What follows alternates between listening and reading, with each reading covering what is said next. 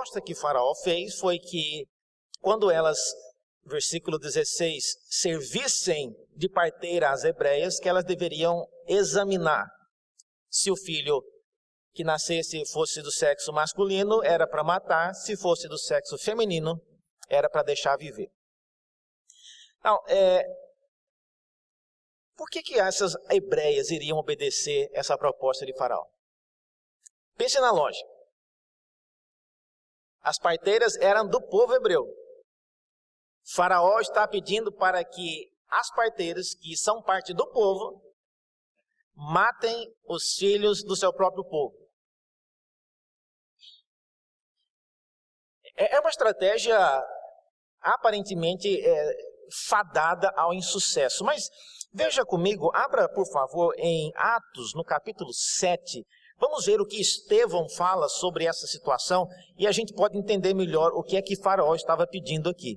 Atos, no capítulo 7, o primeiro diácono da igreja primitiva, quando foi apedrejado no seu sermão, o primeiro, o único e o último sermão dele, ele fala várias coisas interessantes e dentre elas ele menciona a respeito dessa situação. Atos no capítulo 7,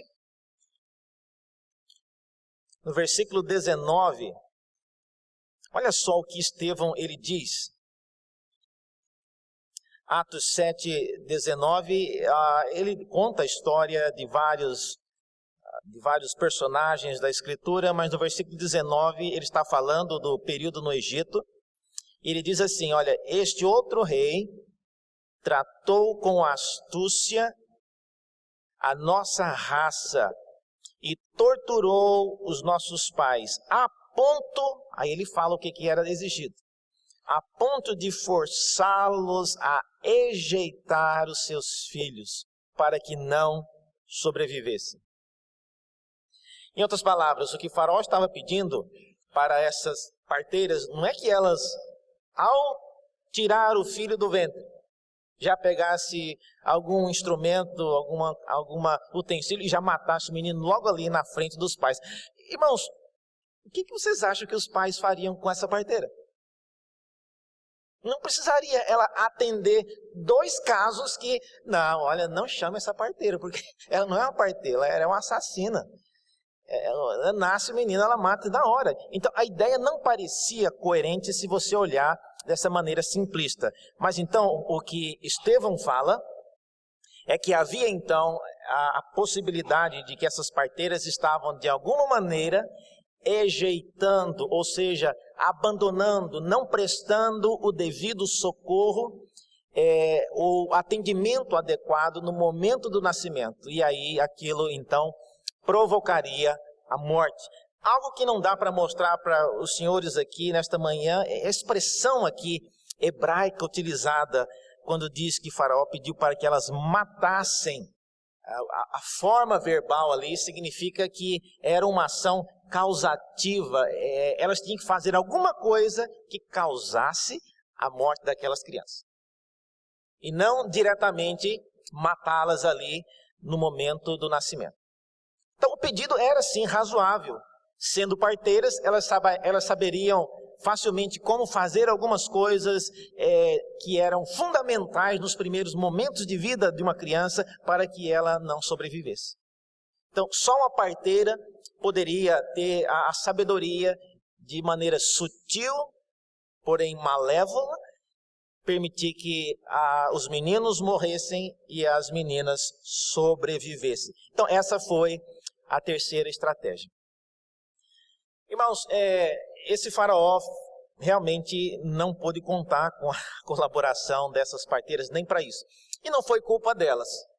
Diz o texto, a resposta delas, Faraó e pelo jeito Faraó monitorava o serviço dessas parteiras. E diz aí no versículo 16 e 17 que elas tentaram, mas não conseguiram.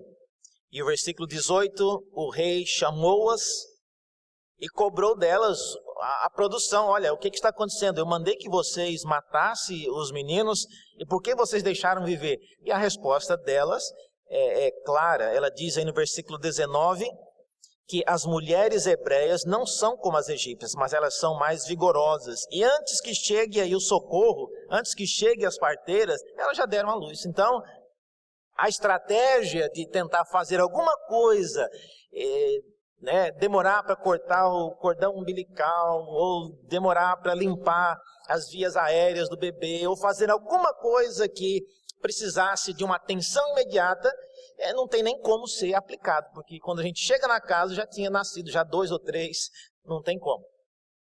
Então essa foi a resposta delas. E então essas parteiras, elas não estavam mentindo para Faraó. Há uma discussão muito grande a respeito disso, que como é que Deus abençoa 2 mulheres que mentiram a respeito do que elas estavam falando. Não, elas não estavam mentindo, elas estavam falando a verdade. As mulheres hebreias, elas eram mais vigorosas.